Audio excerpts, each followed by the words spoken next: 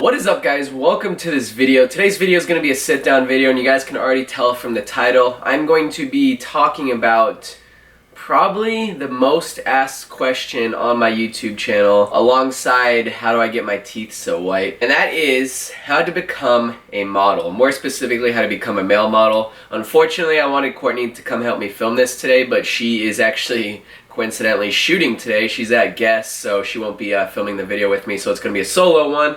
And if you guys couldn't tell, I'm a little bit sick. I'm getting over a cold that I've had for the last 5 days, so hopefully you guys can bear with me. I may sound a little stuffy, but I just wanted to get this video out to you guys because I know hopefully this will help a lot of people. So with that being said, we're going to jump right into it. I'm pretty much going to go through the entire process of what I did. I've been modeling since I was 17 years old, so just about 8 years now. So I do have quite a bit of experience in regards to like agencies, rates, the process of like getting an agency, expanding to other agencies outside of your specific city and stuff like that. So let's get the video started, guys.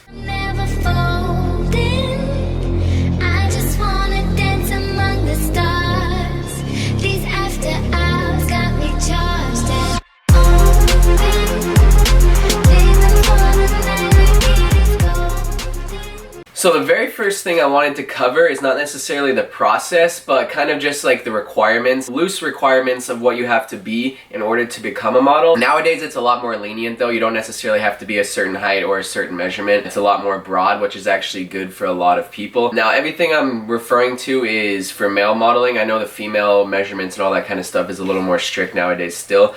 But basic stats. So generally, for the most part, you have to be anywhere between 6 foot and 6'3". Now a lot of people, some of my close friends, are actually under 6 foot. They're like 5'11 and a half.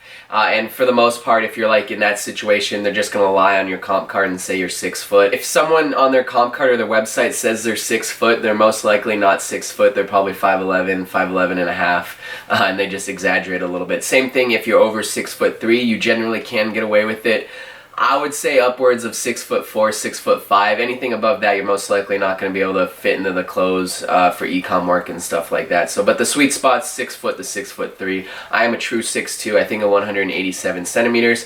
Sizing between a medium and a large for the most part. Almost all sample sizes are mediums. There's not a specific weight you have to be. Obviously it's relative to the sizing, so you can't be like 250 pounds at 6 foot because you're just not going to fit into a medium. 38 to 40 inch jacket, which is something, or suit size, excuse me, which is something that I actually failed to fit in. So you guys will never really see me in a suit shoot, or at least a paid suit shoot, just because I don't fit into that. My chest alone, I think right now I'm like a 42. And then the last thing, basic measurements. Once again, this is for guys. Girls have a lot more specific measurements. 32 inch waist is generally the sweet spot, but this is a little more lenient. You can generally get away with a 29 to even 34 inch waist, I want to say. So now to get into the process of everything, the first thing you guys want to do is take pictures of yourself, and these are called digitals, Polaroids, anything like that. And this can be with an iPhone. It doesn't have to be with a fancy camera. These can be the most basic natural light shots that you've ever done. You just want to have a friend, have a family member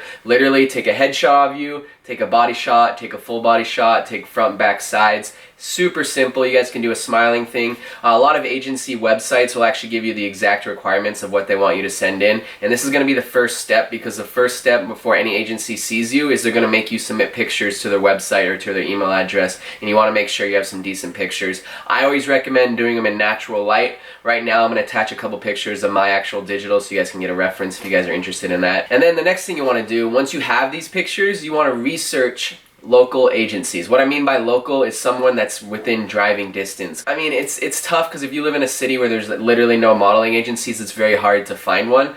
But for me, I lived in Beaverton, Oregon when I started, so like Portland, Oregon, there's quite a bit of agencies 30 minutes to an hour away from me. So what I did is actually just went online.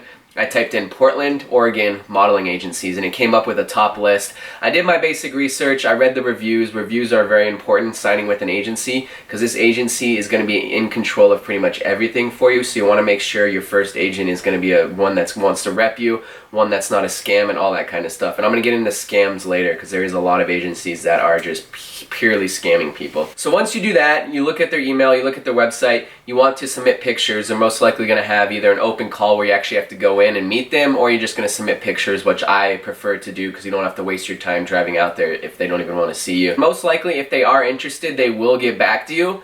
Now, a lot of the times if they aren't interested, they probably won't even email you back. So this is why you want to blast it out to maybe your top 2 or 3 agencies just to get feedback on everything. Because a lot of the times, guys, I've gotten shut down.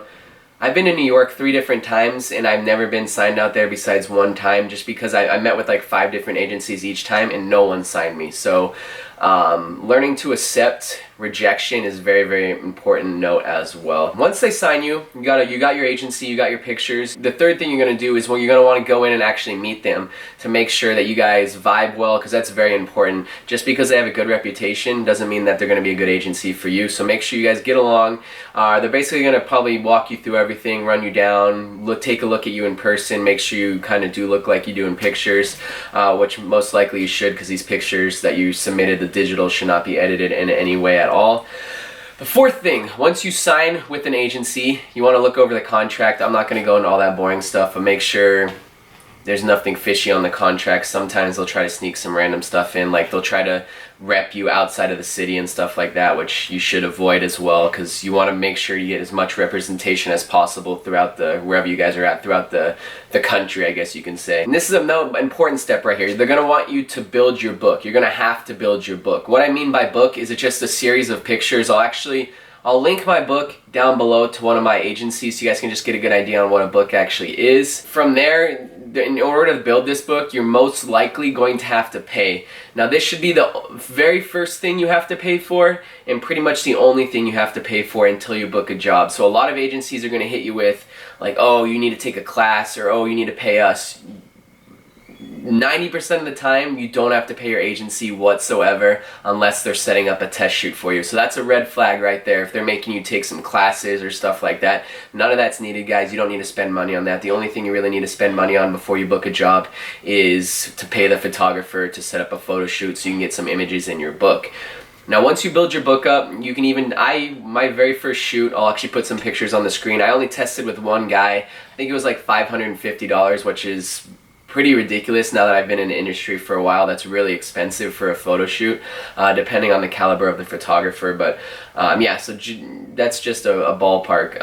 You don't really want to, I don't think you should ever pay more than like $600 for a photo shoot unless it's like a well-known photographer. Sorry if I'm like kind of missing stuff, guys. I wrote everything down and I'm kind of just going off my notes right here. So if you guys do have any questions throughout this entire conversation, comment down below. I'm gonna let the video play out for a few hours. Once it's uploaded, and I'll come back and answer as many questions as possible. So now, fees and stuff like that, like I was talking about, the only thing you should pay for at this point before you book a job is the first photo shoot that you do to build your book. And then after that, once you start booking jobs, the agency, most of the time, it's a standard agency fee of 20%. So every job you book, you're going to get 80% of that. The agency is going to get 20%. Now, there's some markets, like in Europe, I think, I've never actually been there personally, but I've heard from friends, where the agency fees vary, where it can either be like a 90-10 thing, or most of the time in Europe, I think it's more like a 70-30 thing, so you actually get paid less each time you do a photo shoot. But for the most part in the United States, I can say it's 80% goes to you, 20% goes to the agency. There's not a lot of negotiating there. It's pretty standard throughout any single agency whatsoever. So that's pretty much the first fee. The second fee you're going to get hit with is comp cards, which I'll show you guys my comp card right now. You guys have seen this before already. It's this thing right here. I have actually all my comp cards from different agencies. I have this one from my Oregon agency, this one from my LA runway agency, and then I have a couple from my print agency in LA as well. And these are what you're going to give clients. It has all your stats on the back of it, your height, your phone number for the agency. So for example, I went to a casting yesterday and this is what I handed the client. This is kind of like a way for them to get in contact with your agency if they like you, and just a way for them to remember who you were and stuff like that. And it also has your stats right there. So these generally cost usually around $100 depending on how much they print, so that's going to be another fee that you're probably going to have to pay. Most agencies will just leave it on your tab for when you book your first job. They'll just take it out. Another thing is going to be web fees that you're going to have to pay for, but besides that, there's not a whole lot of money out of pocket that you have to pay for, guys, so keep that in mind. So now you're an established model, you've done a few photo shoots, you want to start expanding outside of your city and get signed elsewhere. This is what we call a mother agent. Your mother agent's generally the first agent you sign with. It's in your local city where you live. Mine's up in Portland, Oregon, and they're basically like your mother. Any single other agency that you sign with has to go through this agency. They basically just help you get signed in other cities and stuff like that. So right now I have an agency in Chicago, I have an agency in Miami, I have an agency in LA, 2 agencies in LA. I don't have one in New York right now, but my mother agent's still in Oregon, so she has control over all these agencies pretty much. She has my chart as well, so she knows exactly what shoots I'm doing where and stuff like that. And they basically just help you control everything. So once you want to expand, you're going to reach out to your mother agent if you have a mother agent. If you don't, then you're just going to basically do the same process that we did from the very beginning. But this is a lot harder because you're not going to be able to go in and meet them, which is really, really tough. So having a mother agent, they usually have good connections all around the United States with other agencies. So what I did when I wanted to go to Chicago and get signed there, I'm like, hey, I talked to my mother agent, I'm like, hey, can you get me signed in Chicago? I want to start getting some work out there. She's like, yeah, no problem. Immediately, she has a contact with an agency in Chicago. She sent them my book. They're like, oh, we love him. Let's sign him. So that's how it pretty much works. Some agencies won't want to sign you unless you're going to be living there. So that's another tough situation as well. And I would recommend always having a side income because it's not as lucrative as a lot of people think. There's very few, at least on the male model perspective, we generally get paid a lot less. There's a lot less work in general, so I'd always have at least a side passion, a side income, or have something else in the future planned, because as you guys know, modeling is not a lifetime thing. A lot of the times it's not as consistent as you want to be unless you're like one of the very few percentages of guys in the modeling industry that I can actually make a really good living off of it. Like I said, right now I'm only doing it part-time. I really only did modeling full-time when I was 21 and 22, and it was actually pretty successful for me. I'm starting to slowly transition out of that now, and I want to, you guys know, I'm starting my own, or I have my own business. I'm trying to expand that, so I'm trying to do a lot of other things, but modeling has always been something that I've enjoyed doing. It's really good money, so I'm gonna like try to do it for as long as possible. But like I said, I don't want it to hinder me from progressing with my other businesses, with my YouTube and all that kind of stuff. So right now I'm only doing it part-time. I really don't know what the future has in hold for me for modeling, but I just wanted to give you guys some of my tips and tricks because I have been in the industry for quite some time.